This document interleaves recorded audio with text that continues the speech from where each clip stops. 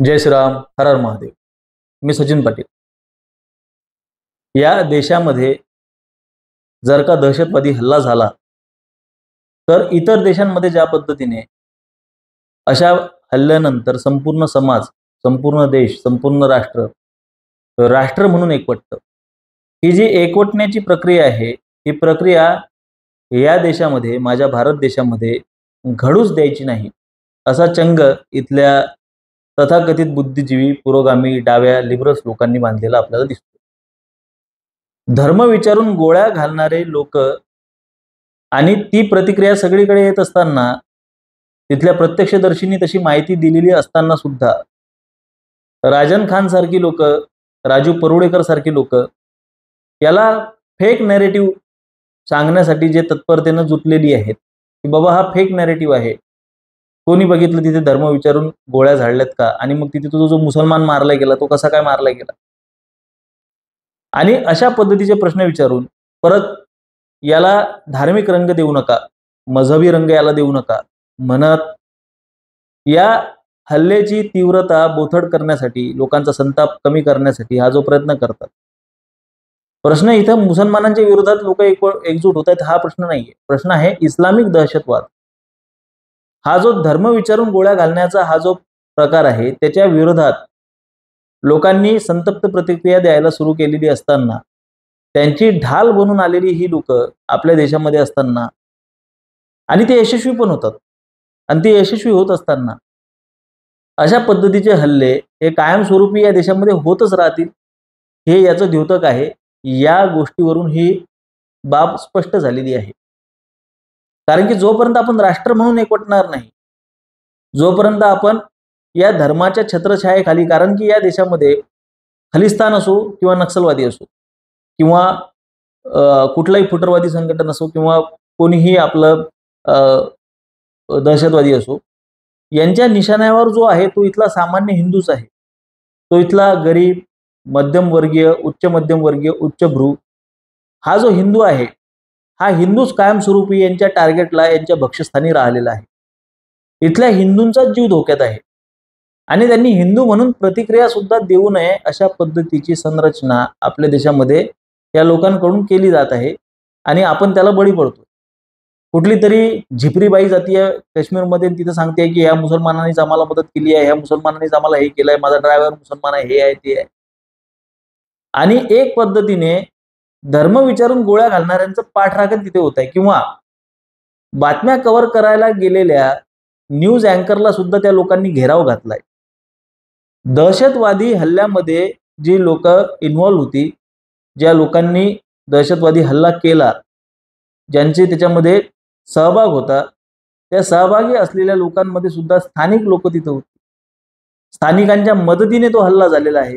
हे वारंवार गोष्ट प्रसारमाध्यमांच्या द्वारे सांगण्यात येत असूनही तिथले स्थानिक मुसलमान किती चांगले आहेत आणि कशा पद्धतीने आमच्या सोबत आहेत, म्हणजे ते न्यूज अँकरवर हल्ला करतायत, ते दहशतवादी हल्ल्यात सुद्धा सामील आहेत, आणि कुठला एक घोडेवाला मारला गेलाय त्याच्या आधारे ही लोक हे सांगण्याचा प्रयत्न करतायत की नाही नाही, दहशतवादाला कधी धर्म नसतो. सोबतच देवाशीष भट्टाचार्य नावाचे एक गृहस्थ आहेत, आसामचे प्रोफेसर आहेत, आणि त्यांना योगायोगाने कलमा येत होता, आणि त्यांनी मोठमोठ्याने कलमा म्हणायला सुरुवात केली, आणि त्या कलमा म्हणायला सुरुवात केल्यामुळे दहशतवाद्यांनी त्यांना सोडून दिलं, कारण की त्यांना तिथे कलमा येत होता. ही गोष्ट आपल्या इथला कुठलाही बुद्धिजीवी या विषयावर भाष्य करताना आपल्याला दिसत नाही. कलमा म्हणतोय म्हणून त्याला सोडून दिलंय. आता त्याच्यावर सुद्धा वेगवेगळ्या प्रतिक्रिया आल्या, बऱ्याचशा हिंदूंनी प्रतिक्रिया दिल्या की बाबा मरण पत्करायला पाहिजे होतं, पण कलमा म्हणायला नको होता. आता असं म्हणणाऱ्यांना सुद्धा तिथं घाला काश्मीरमध्ये, त्यांच्या डोक्यावर सुद्धा बंदुकी ठेवा. काय असतं, नेहमी मी सांगतो, जावे त्याच्या वंशात तेव्हा कळे. आज ही परिस्थिती या देशामध्ये अशी ओढवलेली आहे, आणि ती परिस्थिती ओढवलेली असताना बचेंगे तो लढेंगे, जिवंत राहिलो तर समाजामध्ये जागृती करू आपण, आणि आपला अनुभव लोकांना सांगू. आता हा जर का देवाशीष भट्टाचार्य कलमानं म्हणता मेला असता तिथं, तर बोडख्याचं समजलं असतं का तुम्हाला की तिथे कलमा म्हणायला लावलाय म्हणून? म्हणजे परत ते नॅरेटिव्ह किती ताकदीने सेट झालं असतं की नाही नाही, मुसलमान धर्म वगैरे विचारून एक आपल्याला एक पुरावा भेटलाय की कलमा म्हणत असताना त्या व्यक्तीला गोळी घातली नाही. दुसरा पुरावा म्हणजे की धर्म विचारून गोळ्या घातल्या हे सांगणारे तिथले प्रत्यक्षदर्शी. त्याच्यामुळे हा विचार नाही आहे की बाबा हे चांगली गोष्ट झाली की लोकांना आणखीन एक रियालिटी समजली, आणखीन एक वास्तव समजलं. त्याला तिथं शहाणपणा शिकवतात लोक की तिथं गोळ्या खाल्ल्या असत्या तरी चाललं असतं, पण तू कलमा कशाला म्हटलं. सर्वप्रथम आपण एक गोष्ट लक्षात घेतली पाहिजे की आता शाळा महाविद्यालयांमध्ये कलमा शिकवणं अनिवार्य करा एवढं सांगायचं बाकी राहिलेलं आहे. भविष्यात खतना सुद्धा करून घ्यावा लागेल आपल्याला स्वतःचा जीव वाचण्यासाठी, स्वतःचा जीव वाचवण्यासाठी.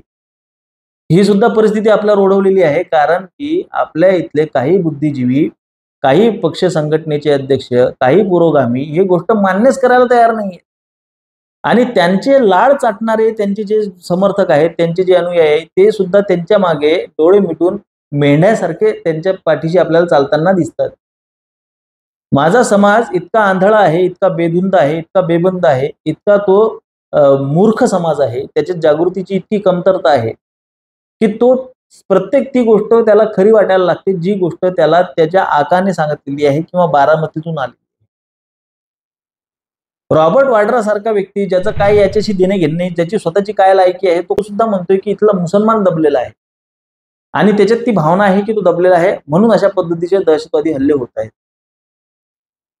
केन प्रकारे प्रत्येक माध्यमातून या दहशतवादी हल्ल्याचं प्रत्यक्ष अप्रत्यक्ष समर्थन करून, या दहशतवादाला धर्मच नाही, या दहशतवादाला धर्माचा अँगलच नाही, या दहशतवादाच्या मुळाशी धर्म ही संकल्पनाच नाही, हे जे सांगण्याचा जो आटोकाट प्रयत्न केला जातोय तो इथल्या बुद्धिजीवी पुरोगाम्यांकडून केला जातो. म्हणून यांच्या ह्या प्रयत्नाला यश म्हणून आपला हिंदू म्हणून आणि राष्ट्र म्हणून कधीच एकवटू शकणार नाही, कधीच एकत्र येऊ शकणार नाही आणि अशा पद्धतीचे दहशतवादी हल्ले थांबवणे सुद्धा अशक्य होणार आहे. कारण की ही जी डावी विषवल्ली आहे, ही जी डावी वाळवी आहे, ही जी जमाते पुरोगामी आहे, हे जोपर्यंत ठेचल्या जात नाही, जोपर्यंत यांच्यावर ऍक्शन होत नाही, जोपर्यंत यांच्या विरोधात कृती होत नाही, खलिस्तान्यांपासून तर नक्षलवाद्यांपर्यंत ज्या हिंदू समाजाच्या विरोधात या गोष्टी चाललेल्या आहेत, त्या हिंदूंना हिंदू म्हणून एकवटलं, त्या हिंदूंना हिंदू म्हणून जागृत केलं, स्वतःच्या धर्माप्रती जागृत केलं असतं, तर एवढ्यापर्यंत मी तुम्हाला सांगतो की कुठलाही, आता तिथे जितकी लोक गेलेली आहेत त्या लोकांचा सगळ्यांचा बॅकग्राऊंड चेक करा, त्यामध्ये कुठलाही व्यक्ती तुम्हाला हिंदुत्ववादी किंवा हिंदुत्ववादी चळवळींशी निगडीत दिसणार नाही.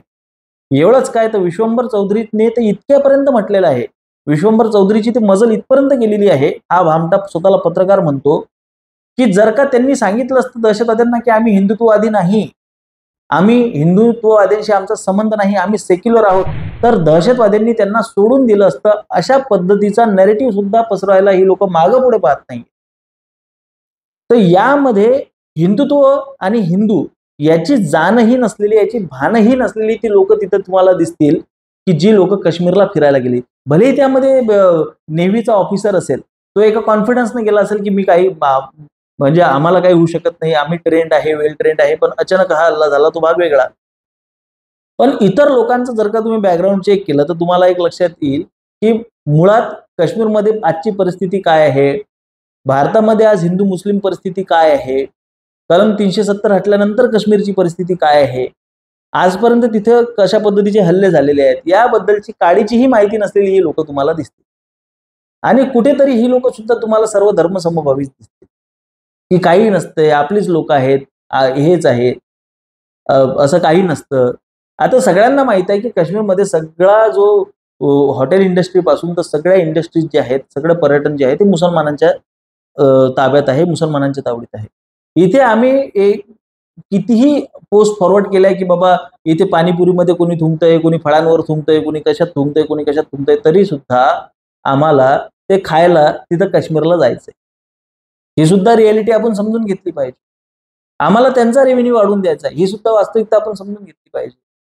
यामध्ये किती लोकांना भान असेल या गोष्टीचं, किंवा किती लोकांना या गोष्टीची जागृती असेल की बाबा काश्मीरची परिस्थिती आज काय आहे, भारतामध्ये हिंदू मुसलमान तणाव कशा पद्धतीने वाढलेला आहे किंवा कशा पद्धतीचा आहे, या गोष्टीची जागृती, या गोष्टीची जाणीव त्या लोकांना असेल का? ती असूच शकत नाही. कारण की विश्वंभर चौधरी, राजीव कुरुळेकर, राजन खान सारखी लोक आणि वेगवेगळी हे पक्ष संघटनेची जितेंद्र आव्हाड सारखी लोक, सुप्रियाताई सुळे सारखी लोक या समाजामध्ये जो भ्रम पसरवत आहेत की मुर्शिदाबाद सारखी घटना घडतच नाहीये, काश्मीर फाईल हा प्रोपोगंडा आहे, कुठलाही मुसलमान धर्म विचारून मारत नाही, हे ज्या गोष्टी आमच्या रक्तामध्ये भिनलेल्या आहेत, ह्या रक्तामध्ये भिनलेल्या गोष्टींची परिणिती अशी आहे की आमच्या लोक बेमालूमपणे समाजामध्ये बाहेर काय परिस्थिती आहे याचे कुठल्याही पद्धतीचे भान, कुठल्याही पद्धतीचे जाण न ठेवता जे आपण फिरतोय, जे वावरतोय, हा जो जागृतीचा अभाव हिंदू समाजामध्ये आहे, हा जागृतीचा अभाव म्हणजे हिंदूंना गाफील ठेवण्याचं कामच हे इथली लोक कायमस्वरूपी करत असताना आपल्याला दिसतात आणि ते यशस्वी होत असतात. म्हणून उद्या चालून स्वतःच्या संरक्षणासाठी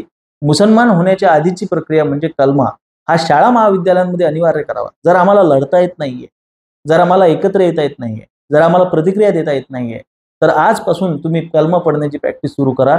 शाळा महाविद्यालयांमध्ये कलमा पडायला लावा. कारण की मोदी है तो मुमकिन है या आशेवर बसून तुम्ही जर का हातपाय हलवले नाही, तुम्ही जर का जागृती निर्माण केली नाही, तुम्ही जर का घराघरापर्यंत पोहोचला नाही, तुम्ही जर का प्रत्येकाचं माइंड इग्नाइट केलं नाही, तुम्ही जर का स्वधर्माभिमान हे गोष्ट लोकांमध्ये जागृत केली नाही, या उजव्या समाजवाद्यांपर्यंत तुम्ही सुद्धा समाजवादी विचार समजून घेतले पाहिजेत आणि समतेची लढाई समजून घेतली पाहिजे ह्याच्यातच आणि धर्मचिकित्सा केली पाहिजे ह्याच्यातच जर का तुम्ही गुरफटून पडत असाल तर आजच तुम्ही कलमा पडायला सुरुवात करा.